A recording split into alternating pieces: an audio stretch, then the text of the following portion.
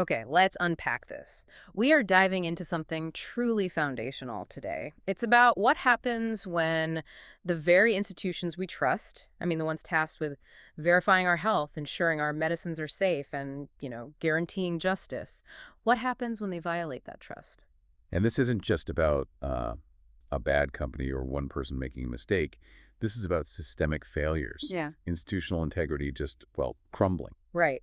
And these failures, they shatter lives, they erode public trust in a way that's really hard to repair. It compromises the most critical decisions we face, from a medical diagnosis all the way to a legal conviction. That's absolutely right. Our mission today is to really explore this crisis of falsified results. And we're going to look at two dramatically different types of lab deception. They're equally corrosive, but they come from completely different worlds. So we have source material covering this massive Silicon Valley fraud, a story of ambition just completely running over science. And then on the other side, something may be quieter, but just as devastating. Systemic misconduct in a state drug lab, where one person corrupted the criminal justice system on a massive scale. And the connection here for you listening is that the whole system we rely on, whether it's for, vetting a new drug or diagnosing an illness, it all comes down to verifiable, rigorous protocols. Exactly. And when corporate greed, or even just the pressure for an individual to perform, overrides those rules. The entire system becomes a house of cards. Precisely. We're going to look at the high-flying, $9 billion disaster that was Theranos, The fake it till you make it mantra in action. to the extreme. And then we'll contrast that with the insidious fraud of a single chemist in a government lab, quietly corrupting thousands of criminal cases one sample at a time. Polar opposite environments, really. A temple of tech ambition versus, what, a government basement? Pretty much. But the outcome in both cases was catastrophic damage to public trust and to individual health and freedom. It's just so crucial to understand both sides of this coin because trust is the only currency that matters in these fields. Let's start with the one that captured the whole world's imagination. Okay, so let's start with the spectacular implosion of Silicon Valley's one-time golden child, Elizabeth Holmes, and her company, Theranos. The promise was so revolutionary, it was so elegant, and it just fit that Bay Area disruption narrative so perfectly that people were, well, they were desperate for it to be true. The company was founded way back in 2003. It was actually called Real-Time Cures at first. It was driven by a very compelling mission. Holmes always talked about her own fear of needles. Right, that was our origin story. Exactly. She wanted to democratize healthcare. And the core claim, the big breakthrough, was that they could perform hundreds of complex blood tests. Hundreds. Yes, hundreds. Quickly, accurately, and all from just a few drops of blood from a finger prick. And, less than half the cost of traditional labs. Now, in the context of diagnostics and drug development, that is a monumental claim. If you could test for everything, from cholesterol to tumor markers, with a few drops of blood in real time, that would change everything. Patient management, clinical trials. It would have been the biggest revolution in medicine in 50 years. But the science was immediately questionable, wasn't it? That's the thing. The skepticism was there from the very beginning. It was immediate, and it was repeatedly ignored by Holmes. Our sources confirmed that long before the public had any idea, expert medical professors, like Phyllis Gardner at Stanford, told Holmes flat out that her idea was scientifically impossible. Not just difficult, but impossible. Impossible. Gardner explained the basic science to her. She said, for certain tests, things like measuring hormones or specific drug concentrations, you just need a higher volume of blood plasma than a finger prick can give you. You can't get enough of the actual substance you're trying to measure. Exactly. You can't get enough reliable analyte from a few drops to run the hundreds of tests they promised. It was a biological reality. But Holmes, she already dropped out of Stanford. She chose to ignore it. She just bulldozed right past it. She found support instead from her chemical engineering advisor, Channing Robertson. And he became the company's first board member. He did. He helped introduce her to venture capitalists, and that scientific caution was just steamrolled by sheer ambition. An ambition that was incredibly well-funded. We're not just talking about a few VCs here. Oh, no, it was a total funding frenzy. It was fueled by that ultimate Silicon Valley mandate. Fake it till you make it. And they faked it very, very well. Theranos raised over $700 million from investors. $700 million. And that led to a peak valuation of an astonishing $9 billion in 2013 and 2014. $9 billion. For a company with technology that didn't work, That's higher than Uber or Airbnb at the time, isn't it? For a while, yes. It's an absolutely astonishing measure of how much hype can overcome reality, especially when the story is just that good. So you have the height, you have the valuation, you have these huge partnerships, like the big deal with Walgreens. Let's shift to the operational reality versus the slick marketing, because this is where the fraud directly put patients in danger. Absolutely. The lie started with the partners. In 2010, Theranos went to Walgreens and told them their proprietary device, which Holmes called the Edison, was ready. Ready to be deployed in their stores. Yep, and their wellness centers. And that was just categorically false. The reality inside the lab was a complete disaster zone. And we have evidence of the direct impact on patients, right? This isn't just theoretical harm. No, not at all. We know from testimony, particularly from an internal lab tech named Erica Chung, that faulty test results were being sent out to real Walgreens patients. Oh, critical health markers. Yes.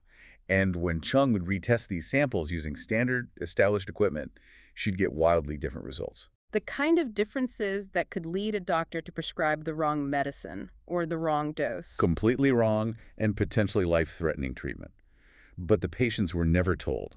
They were never alerted that their health data was basically garbage. That is the pivotal point for me. This isn't just defrauding savvy investors anymore. This is a direct threat to public health. It absolutely is. And the core lie, the technology lie, it required these desperate and unethical workarounds in the lab. Because you can't get enough blood from a finger prick. Right. So what do? You have to dilute the samples, massively dilute them. And dilution in chemistry it fundamentally changes the measurement. It makes it useless. It leads to wildly inaccurate results, especially for things like diabetic blood sugar monitoring. It could be life-threatening. And beyond that, to get any results that looked even remotely plausible, our sources confirmed they were using other companies' machines. Wait, what do you mean? They were using commercially available, large-scale analyzers, the same kind of machines Quest and LabCorp use, and hiding them inside their own labs to run the tests. So they were passing off results from standard machines as coming from their magical Edison box. That's exactly what they were doing. They were selling a magic box, but inside they were just running regular machines, and badly, with diluted samples. That level of deception is just staggering. And the whole thing finally collapsed in 2016. It did. The regulatory noose just got tighter and tighter. The Centers for Medicare and Medicaid Services, CMS, started investigating. Journalists were digging. The pressure was on. And in May 2016, Theranos was forced to void 2 entire years of results from its Edison device. 2 years of data wiped out. Just gone. The health information of potentially hundreds of thousands of people vanished. Walgreens terminated its partnership right after that, and the $9 billion company was suddenly worthless. The story of Theranos, it's not just about a failed invention, is it?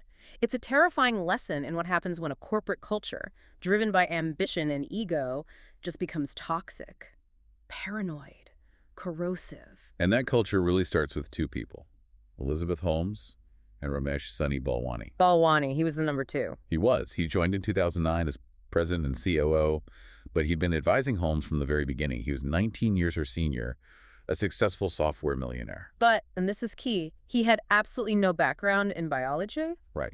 Or medicine, or medical devices. None. Yeah. Zero. A software guy running the day-to-day operations of a highly complex biotech lab. It's a recipe for disaster. So what was his role inside the company? What was the culture he created? He was described by almost everyone who worked there as Holmes's enforcer. An enforcer. Yeah, he was overbearing, deeply paranoid about corporate espionage. He would fire people on the spot, berate scientists in public when tests didn't produce the results he wanted. So he created this toxic tone at the top that our sources talk about? Precisely. When your leadership is explicitly prioritizing secrecy and hitting impossible targets over scientific rigor, your employees are either going to cut corners or they're going to be terrified to speak up. And that dynamic, their relationship, it really came out during their separate trials, didn't it? It did. It was a chilling look inside. Holmes testified, alleging that Balwani was controlling and emotionally abusive throughout their long, secret romantic relationship. She said he tried to kill the person she was to mold her into this corporate persona. He, of course, denied all of it, called the allegations false and inflammatory. But here's the really important legal distinction. Go on. Holmes testified that Balwani had not forced her to make the false statements to investors and partners. So she took responsibility for the lies. In that sense, yes. Even while she was describing this incredibly toxic internal environment, she owned the core deception herself. Which brings us to the just, complete and utter failure of corporate governance. How does a company dealing with human health, with a $9 billion valuation, lack any real scientific oversight for a decade? It was a failure by design. He was designed to prioritize prestige over diligence. Holmes put together what everyone called an all-star board, just packed with these powerful, respected figures. I mean, the names are incredible. You've got Henry Kissinger, George Shultz, James Mattis. William Perry, Sam Nunn, Bill Frist, a former Senate Majority Leader and a heart surgeon. Okay, so they had the political and military clout to run a small country. But could they tell the difference between plasma and serum? And that is the corrosive insight. They had prestige, connections, political savvy, but they had no fundamental scientific or medical expertise. So they couldn't challenge her? How could they? They couldn't ask the tough questions about the biochemistry because they didn't know what to ask. They were a shield of legitimacy, not a board of oversight. It was a massive structural flaw. And for the employees who did know what was wrong, who dared to speak up, the cost was terribly high. The environment was systematically coercive. If you quote, you faced these ironclad NDAs. If you even thought about going public, you were hit with threats of lawsuits designed to bankrupt you. Which brings us to the devastating story of Ian Gibbons. Ian Gibbons. He was a brilliant, highly experienced biochemist. He was one of the first chief scientists at Theranos, and he was one of the first inside to really question what he called Holmes's loose relationship with the truth. He knew the technology was a sham. And he was put under immense pressure. He was. In 2013, he was scheduled to give a deposition in a patent lawsuit. He was struggling with this incredible anxiety about having to testify, having to either lie under oath or expose the company he helped build as a fraud. He tragically died by suicide the night before that deposition. He did. And his wife later said he just couldn't understand why people kept funding the company when, in his words, there was no invention, there was nothing there. A devastating price to pay for corporate fraud. And then there's Tyler Schultz. Tyler Schultz, the grandson of board member George Shultz. He was an employee who saw the problems and eventually took them to a Wall Street Journal reporter, John Carey-Frew. And the company came after him hard. They threatened to bankrupt him and his family. They had him followed by private investigators. The pressure was so intense, the atmosphere of paranoia so thick, that he eventually had to cut off contact with the reporter for his own safety. So after all this, the deception, the losses, the personal tragedies, what was the final judicial outcome? Well, the outcomes were conclusive. Elizabeth Holmes was found guilty in January 2022 on 4 counts of wire fraud against investors. But not against patients. Correct. The jury found her not guilty on the patient fraud charges. She received a sentence of 11 years and 3 months in prison. And Balwani. Sunny Balwani was convicted on all 12 counts brought against him, defrauding both investors and patients. So he got a longer sentence. A bit longer, yes. 12 years and 11 months. And both of them were ordered to pay a massive $452 million in restitution. The story of Theranos, I mean, it showed us the danger of corporate ego, unchecked by science, driven by billions of dollars. But now we need to pivot entirely to the opposite end of the spectrum. This is about a failure of oversight on an individual level, but within a critical public institution. Here's where it gets, for me, really interesting, because this goes to the foundation of criminal justice itself. Exactly. We're moving from the glittering glass towers of Silicon Valley to the Massachusetts Department of Public Health's Drug Abuse Lab. This is the Annie Dukan scandal.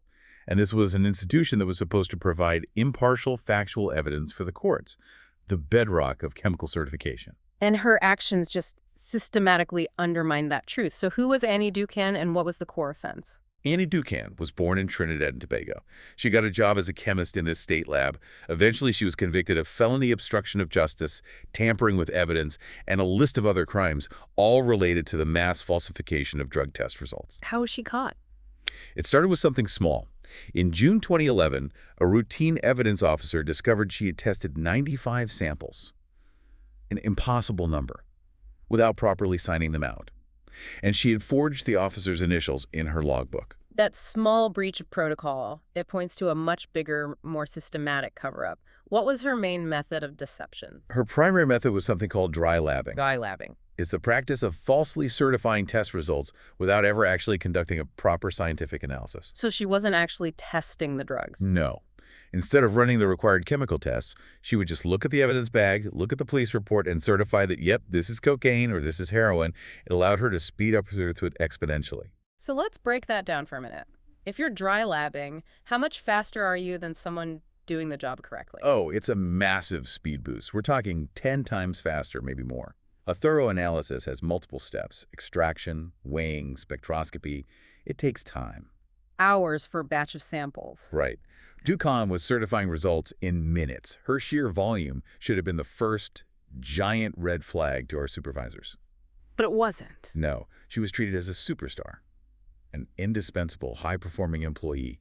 She even won awards for her work ethic. Which suggests management was valuing performance metrics over the meticulous integrity that forensic science demands. It points directly to that, yes. And beyond the dry labbing, she also lied about her own qualifications, which, it speaks to a much broader pattern of deception. What did she lie about?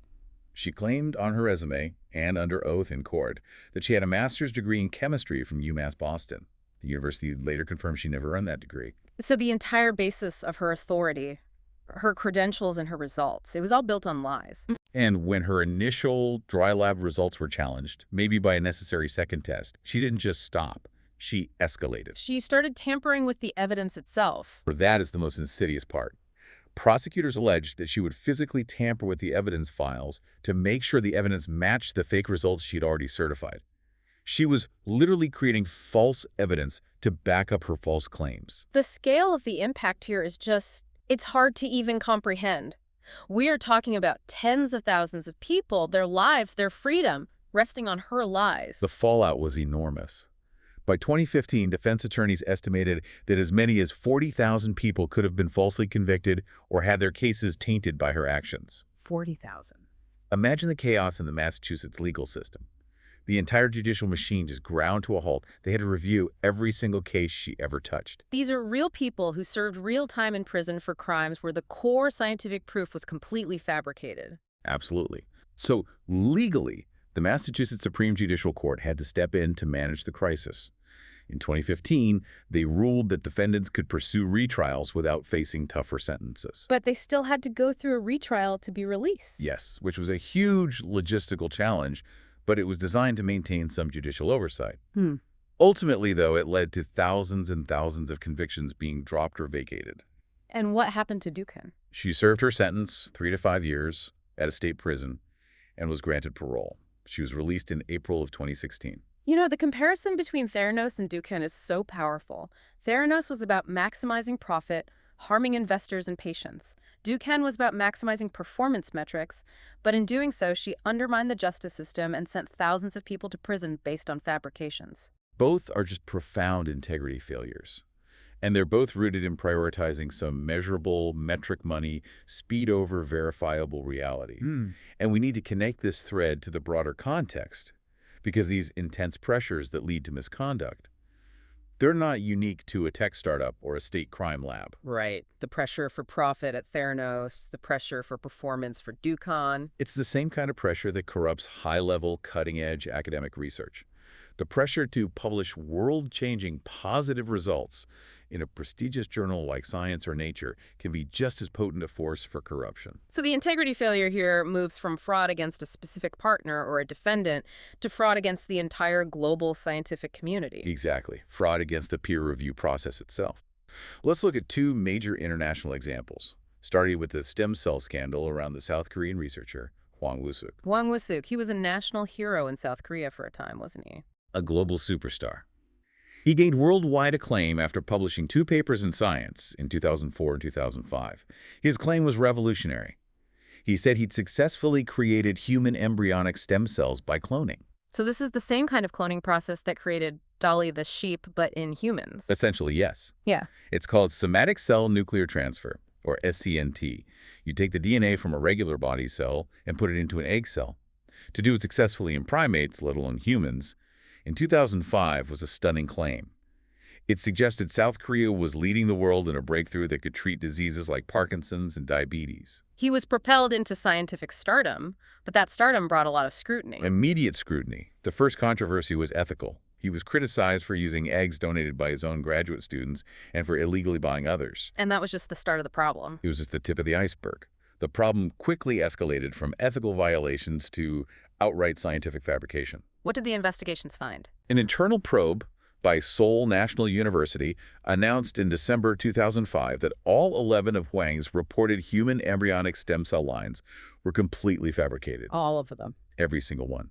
The university concluded he'd engaged in deception of the scientific community and the public at large. Both of his papers were formally retracted by Science, a huge black eye for the journal and for the entire field. And the consequences for Huang weren't just scientific, they were legal. Yes. He was indicted on charges of embezzling about $3 million in research funds and for bioethics violations. Prosecutors found he'd used research money for personal things, like buying a car for his wife and buying gifts for influential politicians. It just underscores how these things, Right. ethical violations, financial misconduct, scientific fraud, they all go together. And we see a similar field-shattering event in cardiac research, don't we? We do. This brings us to Piero Anversa, who was a giant in stem cell research, particularly for the heart. Anversa's big claim was that bone marrow contained specific stem cells, called KUKIT plus cells, that could regenerate damaged heart muscle after a heart attack. Which would be an incredible discovery, the idea that the adult heart could repair itself. It shattered the established paradigm, and his findings, published over decades, offered hope to millions. But tragically, they were also found to be fabricated. Fabricated. Yes, Anversa was eventually found to have falsified and/or fabricated data in more than 30 research papers.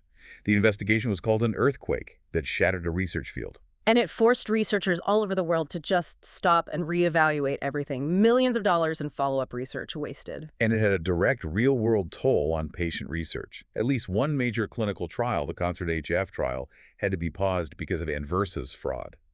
That trial was testing the exact theory his fraudulent data proposed. So the whole foundation of that work was just poisoned. Completely. The editor of the European Heart Journal said this should be a lesson for all researchers. A lesson to maintain a healthy skepticism and not just blindly chase after positive results. The truth, even when it's disappointing, is always more valuable than a fabricated success. So we've seen this accumulation of falsification, billion-dollar corporate fraud, systematic dry labbing, field-shattering academic deception. The critical question for you listening is, what does this mean for us every day? It means that bad inputs, bad foundational data, it spreads far beyond the lab walls, and it contaminates the automated systems that govern our lives. That's the crucial connection. Fraudulent data from a lab like Theranos or Ducan's, it feeds into this global ecosystem of unreliable information. And when that bad information is fed into powerful automated systems, into algorithms that make decisions about our finances, about justice, about our health, the harm becomes systemic, it becomes widespread, and it's incredibly difficult to challenge. This is what some researchers are now calling data violence. It's a powerful term, and I think it's an accurate one. So how do we define that? How does a flawed algorithm commit violence? Data violence is the argument that the harms caused by these systems can be so significant that they rise to the level of violence, even if it's not physical. It's when people are wrongly denied access to housing, to credit, to essential benefits. The complexity and the secrecy of these algorithms mean the harm is often silent, and it disproportionately affects poor and marginalized communities. Let's start with the justice system. The Ducon case showed us how bad data gets in at the front end. But what happens when the bias is baked into the algorithms themselves? Then you get major issues with things like predictive sentencing tools. These are the programs that are supposed to predict if a defendant will commit another crime. Exactly.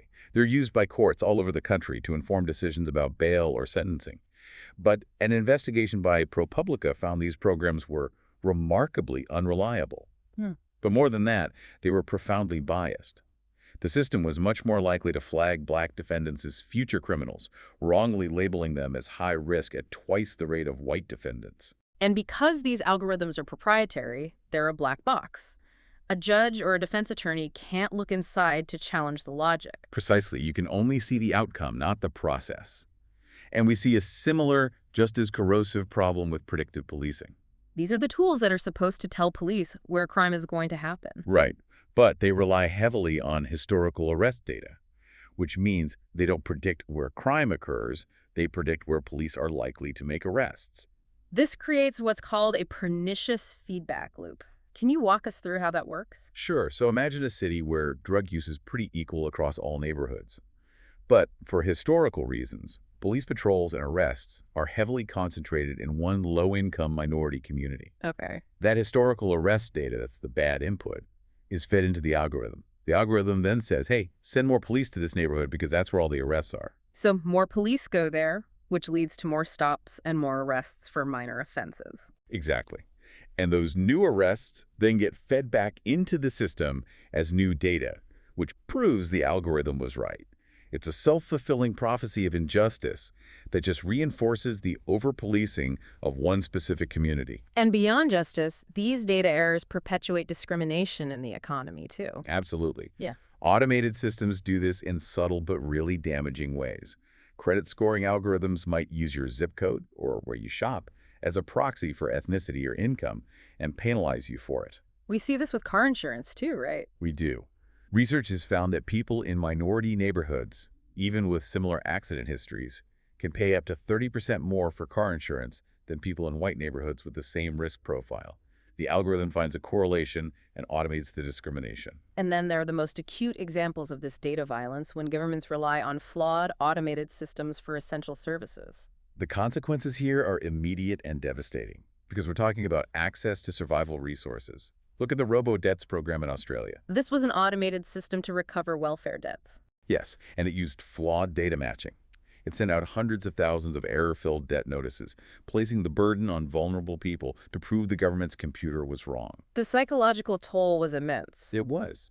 There were reports of people suffering severe mental distress, even an increased risk of suicide, from these relentless, error-filled demands from a machine. But the most tragic examples are when these data errors literally block access to food. Look at India's mandatory Aadhaar biometric ID system. It links citizens to essential services, like food benefits. But data errors in that system, a fingerprint doesn't scan, a name is misspelled in a database, are directly linked to deaths from starvation. People are literally prevented from accessing food rations because of a technological flaw. That is the clearest definition of data violence you could find. A technological flaw rooted in inaccurate data, leading directly to the loss of human life. It shows that the accuracy of these huge, big data systems depends completely on the accuracy of the small data building blocks. And when those are flawed, the consequences are profound. So this deep dive has really spanned the whole spectrum of institutional fraud and data corruption. From the high-flying corporate deception of Theranos, where the fake-it-till-you-make-it culture finally crashed, to the quiet, devastating misconduct in a state drug lab like Annie Ducan's, which corrupted justice for tens of thousands. And then connecting that to the widespread consequences of scientific fabrication in fields like stem cell research.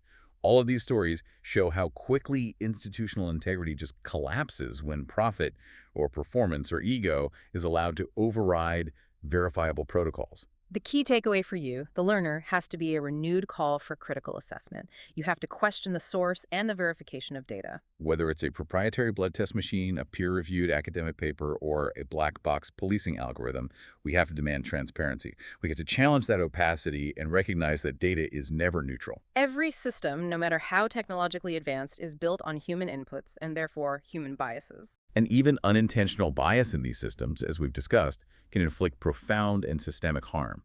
It's what we have to recognize and guard against as data violence. You know, the Theranos fraud led directly to the tragic suicide of the scientist Ian Gibbons, who felt he was trapped, pressured to conceal the truth.